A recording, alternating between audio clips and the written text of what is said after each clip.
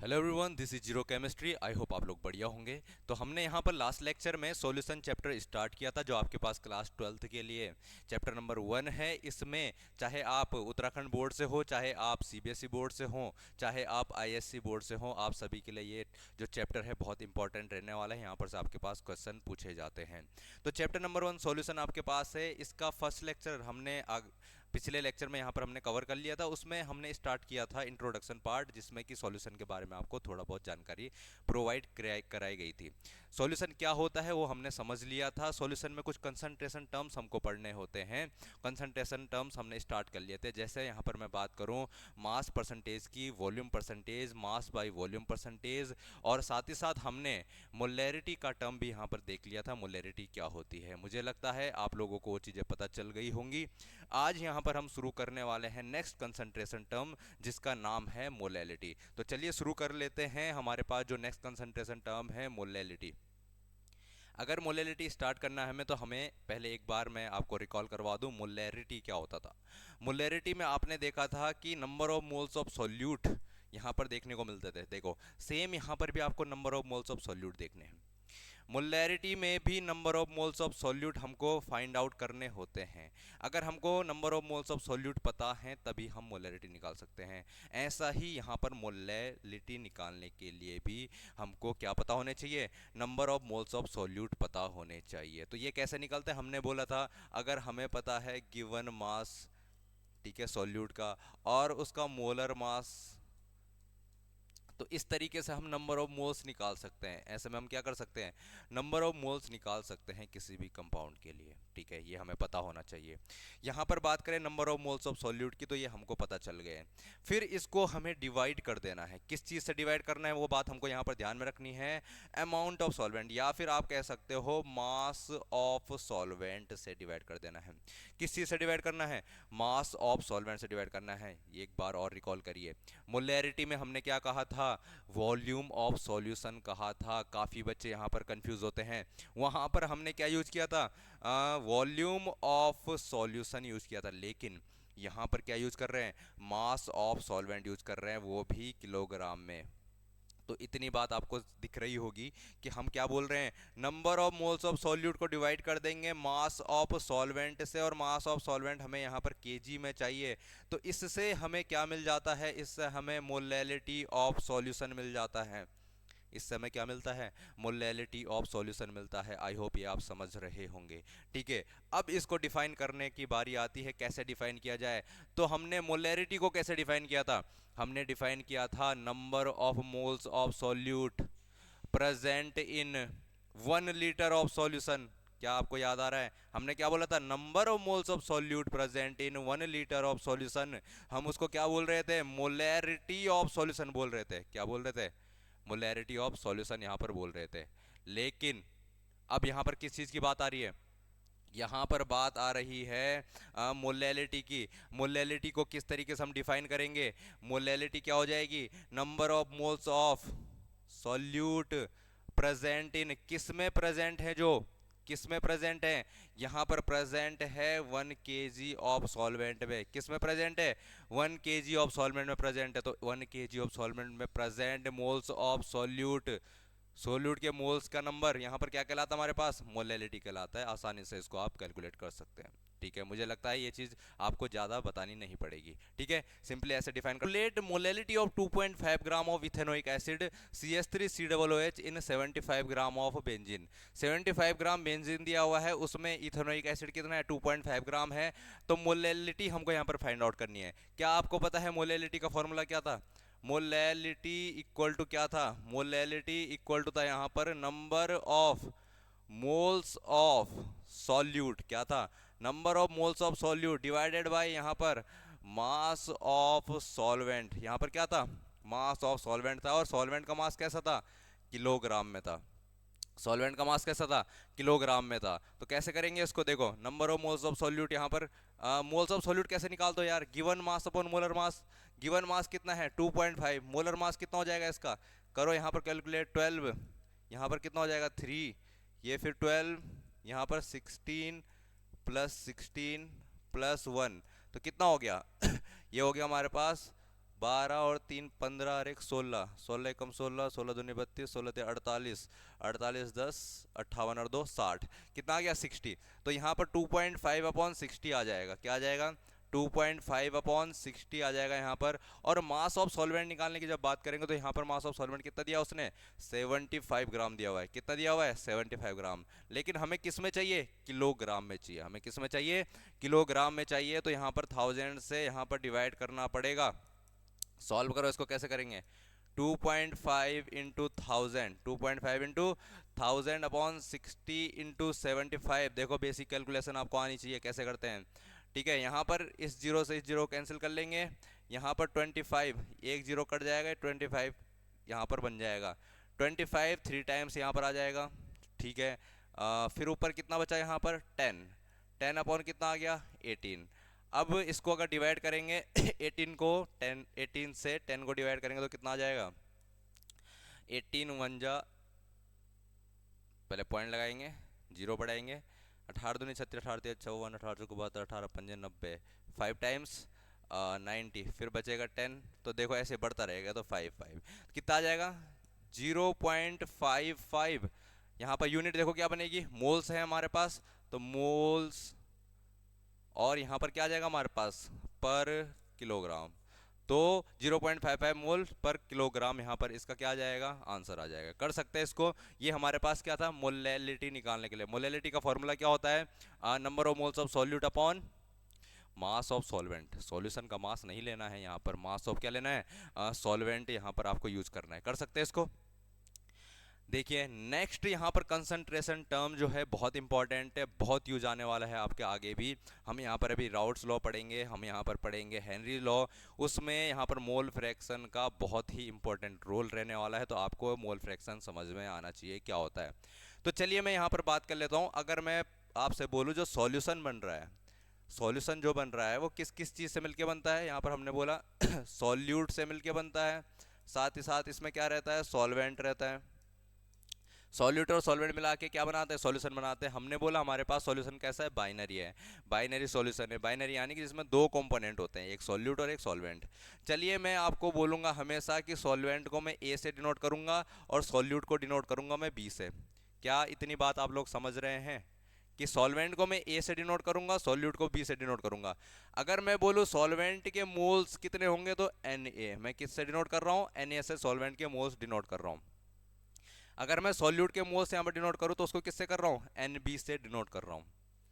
अब मैं आपसे एक क्वेश्चन पूछता हूँ कि सॉल्यूशन के टोटल मोल्स कितने होंगे, सॉल्यूशन में कितने मोल्स यहाँ पर प्रेजेंट रहेंगे तो क्या आप मुझे बता सकते हैं अगर मैं सॉल्यूट के मोल्स को ऐड कर दूँ सॉल्वेंट के मोल्स के साथ तो मुझे क्या सॉल्यूशन के मोल नहीं मिल जाएंगे।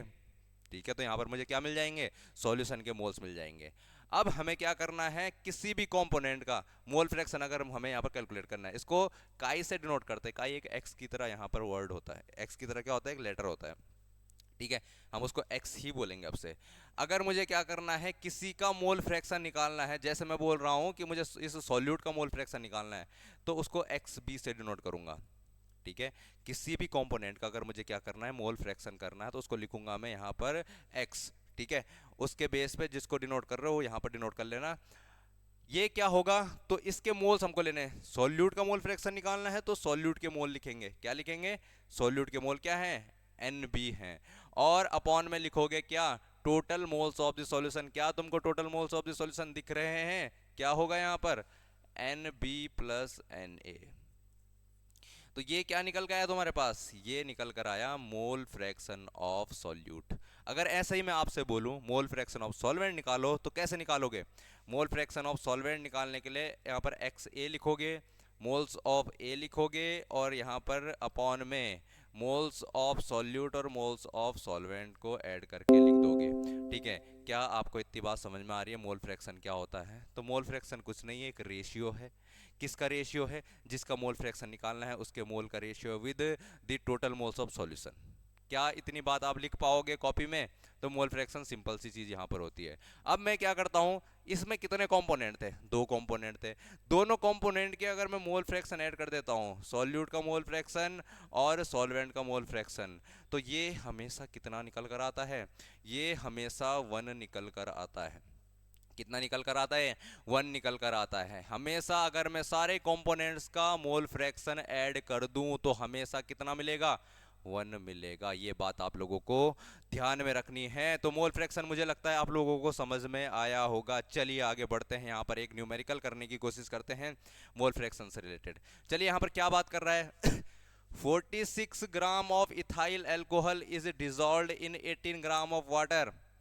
क्या कह रहा है, 46 ग्राम क्या है, इथाइल अल्कोहल है, किस में डिजोल्व है, 18 ग्राम वाटर में डिजोल्व है। कैलकुलेट करना है mole fraction of ethyl alcohol. Ethyl alcohol का मोल फ्रैक्शन यहाँ पर फाइंड आउट करना आपको।